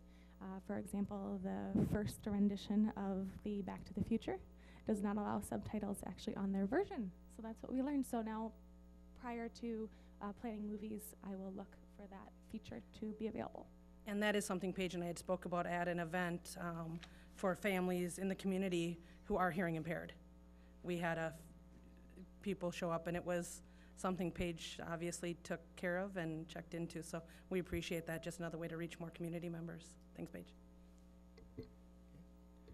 I'll just chime in as we end this discussion here that you know, the success of the Riverfront Renaissance, I think, is really demonstrated here in the programming at the pavilion. You know, I'm very pleased that in this community we recognize that ever since 1820, when Lieutenant Oliver had to stop here. He was forced to, however, and guard his supplies here on his way to Fort Snelling and called Oliver's Grove. And since our incorporation of March of 1857 as a city, we've always been looked to the river as something that we all had in common as citizens of Hastings. And it's good to see in the past summer, as I went down there, it was always activity down there, whether we had a program or not. I walked the trails quite a bit. There's always something going on down there. People are just there just to experience it. And it's good to see that Hastings citizens once again reconnecting to the community or to their river that defines us so much. So I'm very pleased as to how the pavilion is coming along and the programming there, but the overall project itself and what it's meant to our community, I think this is a fine demonstration tonight about how successful that is. So thank you, Paige. Thank you, Your Honor. And just a quick note on that, along with our intern this summer, he had the time and opportunity to go down to Levy Park on days that were not programmed. He went in 6 mornings, 6 afternoons, and 6 evenings. And the average amount of people who were walking, biking, picnicking was 53. So some were 172 on a Tuesday afternoon, and some were 46. So very interesting to receive that feedback from our intern, Derek. Thank you very much. Okay, next council, we had an added addition dealing with the special events and food trucks. Councilmember Folch. Thank you, Your Honor. For the last few months, our city administrator, Melanie Mescoli, has been providing updates, as she always does, to the city council. And one of the things that she has stated a few times now is that she is having staff revise the special events policy, and which is great. But in the last few months, I've also had discussions with one of our constituents down on 2nd Street, Lacey Vreeland, who was actually just married this last weekend. Congratulations, Lacey. And so it's now Lacey Quayle. And I wanted to provide Lacey the opportunity to provide some feedback about what her experience has been, and specifically in regards to the food trucks, because oftentimes when, I know I've only been on the council now for 11 months, but oftentimes what I see is that staff develop policies, recommendations for the committees, and we don't see a lot of input up front. You know, we're reacting to those. And so I wanted to provide Lacey a few moments just to provide what her, her feedback with what her experience has been and what she would like to ask the city real quick for as we're developing that. Moving forward, I'm thinking that it'll go to the administrative committee sometime in the next few months, but if we could just take a couple moments, and Lacey's here in the audience. Sure. Well, we're getting to almost comments to the audience, so I'll take it as that. Sure. So please come to the microphone if you like. We need you for the record. Please state your name and address, please. Do I push buttons? No, you just have to speak. Okay. That's all you have to do. Lacey Quayle. Okay. Is that it? Yep. Okay. I have had several experiences with the city dealing with special events. My first one being in May. I participated in a multi-city, multi-day event that I helped coordinate, obviously to bring people to my business, but to bring people to Hastings. It included also Stillwater and Afton businesses that were similar to mine. I worked with the Parks Department to formulate a plan. Originally, I had big plans of shutting down the street and bringing in additional vendors and food trucks and things like that, and we scaled back a little bit, and with their help, we developed a plan to rent the parking lot behind Oliver's Grove that's next to my building to allow for additional vendors. It was great.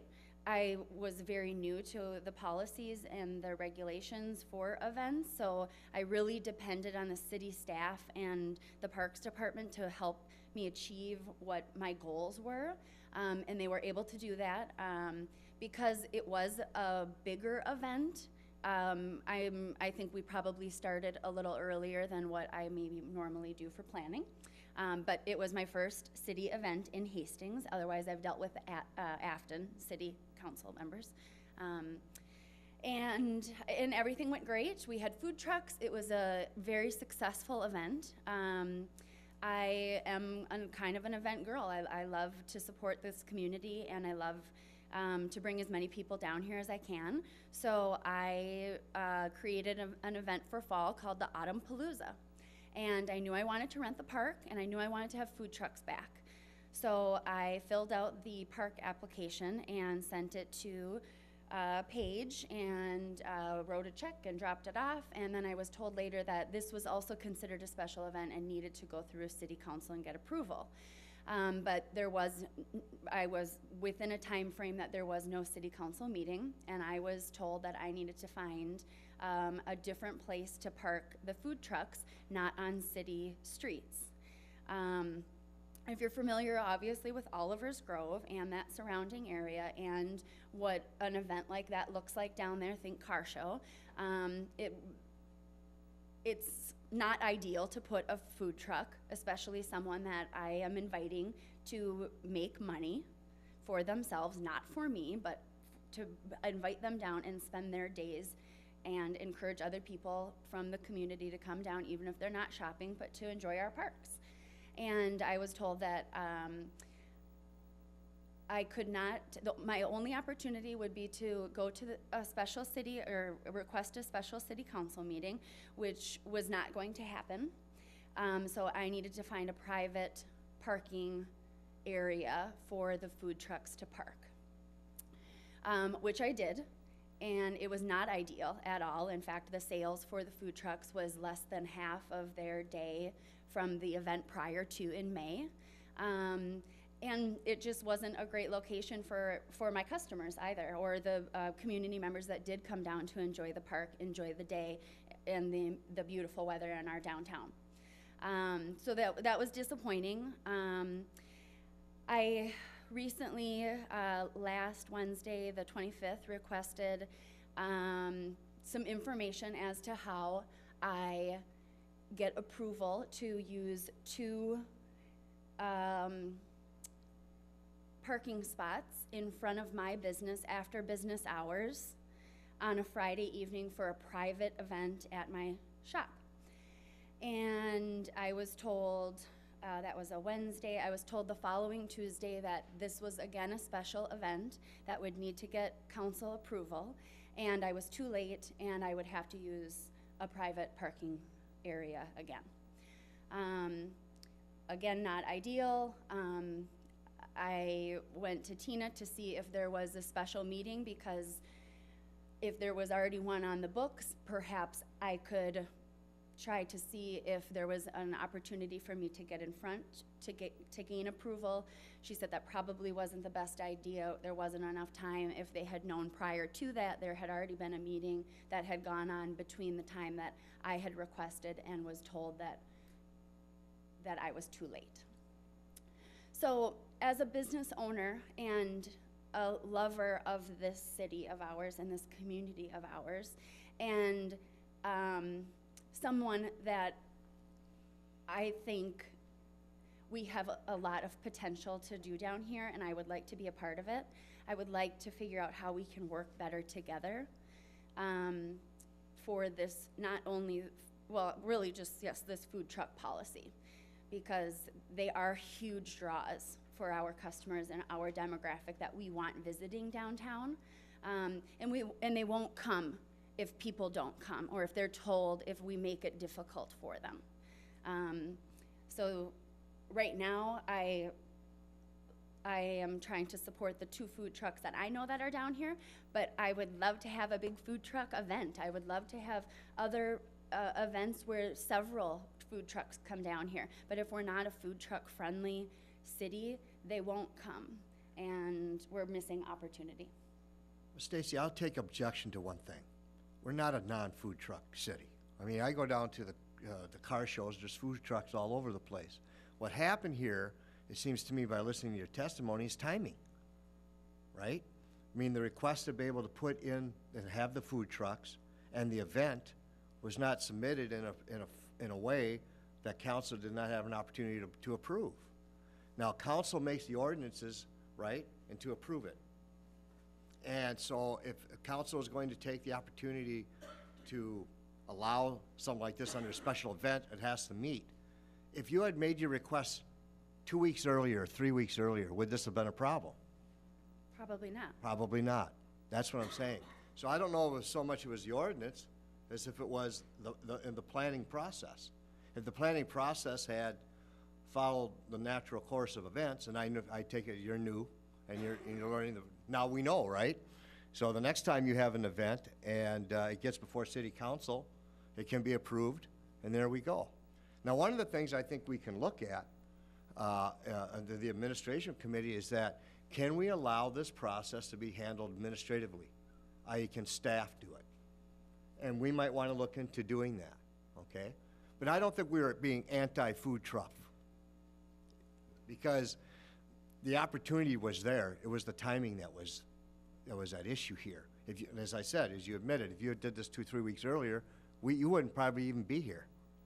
So, but if we want to have a little more flexibility, we should probably have administrative committee take a look at, see whether or not this is something that the council, do you want us to allow staff to administer administratively and to meet timing requirements as what Stacy had indicated to us.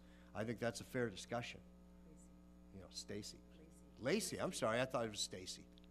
And I like your store, by the way. Thanks. I've been there many times.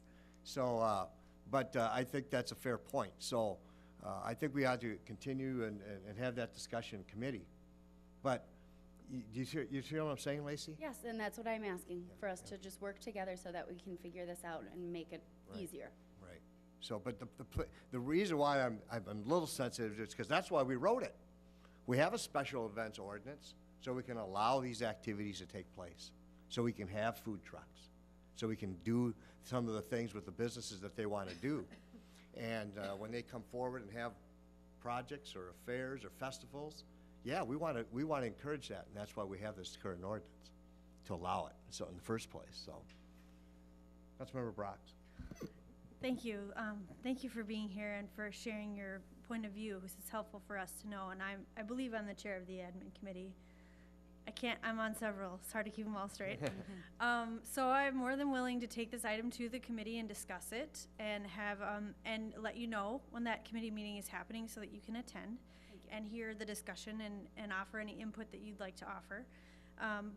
But also I would say to you that there is an opportunity to ask for a special city council meeting on these occasions.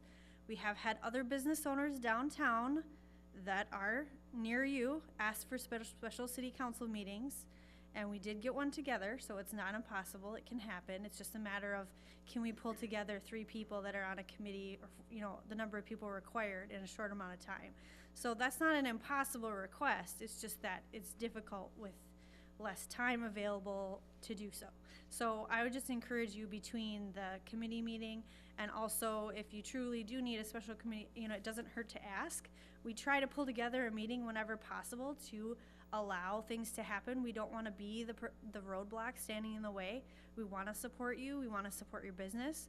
And we're also trying to follow the rules. So if we can make both those things happen, then that would be great. So I just invite you to be a part of the process as we go forward. Great, thank you. Okay. Councilmember Balsanek? Yes, thank you, Your Honor. Yeah, I'm very sympathetic to what happened to you, Lacey. Not your marriage, by the way. Your, your plight with the food truck. Congratulations on your marriage. You know, 99% of our meetings, we have the consent agenda and something regarding a gambling permit, you know, a 2-day liquor license, you know, so on and so forth. And it's always on the consent agenda, and there's never any discussion on it. It's just kind of like a rubber stamp type thing. And so I, you know, I'm just probably being redundant here, but it just seems to me we can be more 21st century and see if there's some way that we can get this ordinance perhaps looked at again so that we can do this through staff. Now, one thing, and I'm looking here at the emails that kind of went back and forth, is that the person that you were supposed to contact on city staff was gone for a couple of days. And so a concern that I have is that if we have a staff member who is gone, is there somebody who can, you know, that we can, you know, pass the ball to take care of something like this, so that, you know, hopefully there's more planning in advance, so that this isn't something that happens quite quickly. But if there is a request, this is something that I always ran into dealing at the state level, and then also teaching at a couple of colleges and universities, is that you would go to the office, that person was either in a committee meeting or some kind of a conference for 2-3 days, they weren't available. And then what do you do? It's very frustrating. So something that I would like to see is that if that person is not available, the staff person is not available, can we pass the ball on to someone else? Which I'm sure we can do. I'm sure we can do. So, yeah, do we need a motion or anything to send this to the administrative committee? We're just gonna direct it to administrative committee. I'm sorry, we do? Or just, No, we'll just we're send just it? we're just gonna send it. Okay. Yeah, Yeah, it's and- on the committee agenda. Yeah, and again, thank you for bringing it to our attention. It's something that has always frustrated me. 9 years on the council, and, you know, and here's the consent agenda, and this liquor license for 24 hours, and, you know, this gambling permit, and so special forth. events. Yeah, and it's just kind of like, well, okay, we're approving it, you know, it's not that big of a deal, so maybe staff could do it, and I'm hoping that, that we can, you know, reach a very happy consensus so that we can support the kind of commerce that you're promoting downtown. Thank you. Councilmember Folch? Yes, Yeah, thank you're you, Your Honor. Just one last comment. In both of the cases with Lacey, between the time that she contacted staff and then she was frustrated to the point where she contacted me, there was at least one meeting where there would have been three council members together in between that time, and had Lacey just come to me directly, I would have said, oh, okay, yeah, well, you know, I'll ask for that to be, you know, made into a public meeting, and then we'll have three, and we can, so I would just. Or four, so four. I just would have had to have gotten one extra. Or the mayor. Of you to have come, right? and Or the just for mayor could 5 do it on minutes, his own. Yeah, to make the approval.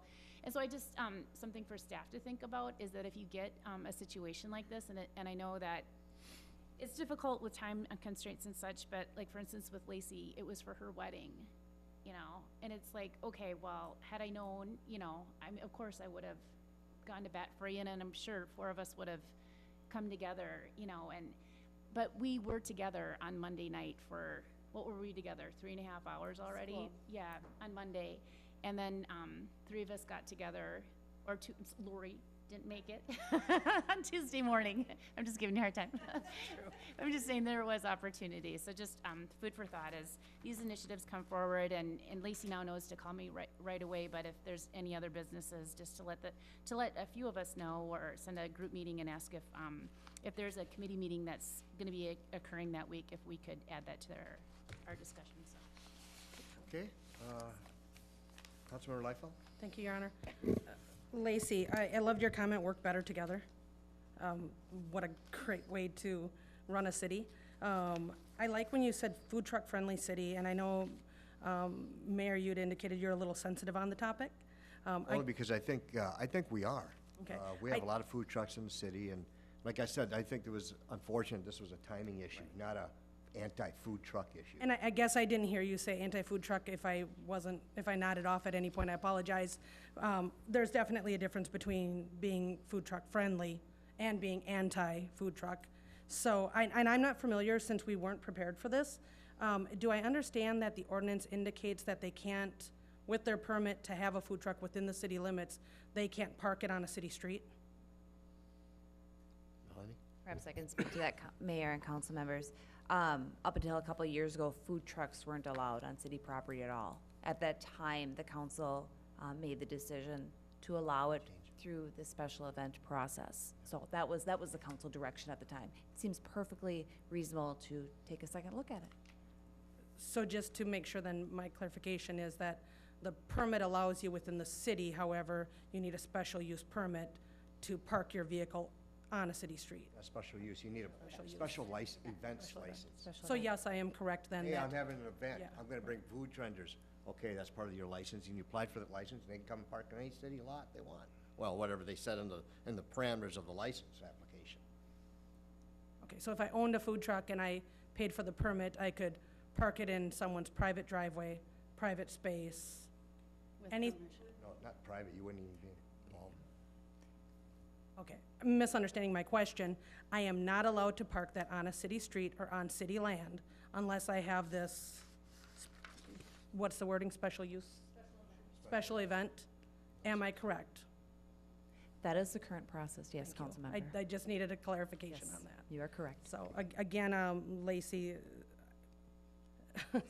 red tape can be hard to get through sometime. I apologize that an experience like your wedding, you had something like that. Again, come forward, people, if you have something that you're feeling. To me, I won't speak for the rest of the city council by any means. Could I just say one thing? Yes, please. Lacey, go ahead. The event in September, my Fallapalooza, or whatever I called it,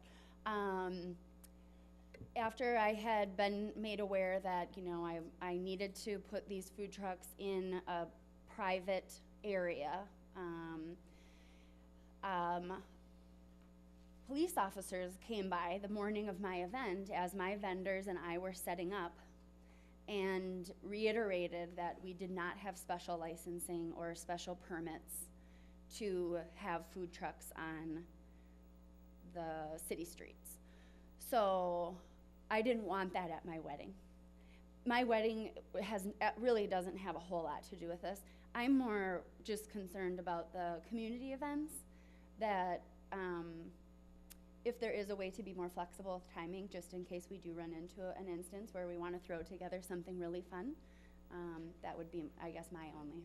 I think that's what we're going to do. That's what we're going to have administrative committee look at. Wonderful. Okay? Okay. Thank you. Let's move on. Next is comments from the audience. Are there any comments from the audience? Any comments from the audience? Okay. Seeing none, council announcements. Announcements? Seeing none, I have a few announcements. On Thursday, November 9th, the HEDRA meeting has been canceled, and it's going to be rescheduled tentatively for Thursday, November 16th at 6:30 at City Hall. On this Friday, November 10th, city offices will be closed in observance of Veterans Day. On Monday, November 13th, the Planning Commission will be meeting here at City Hall at 7 p.m.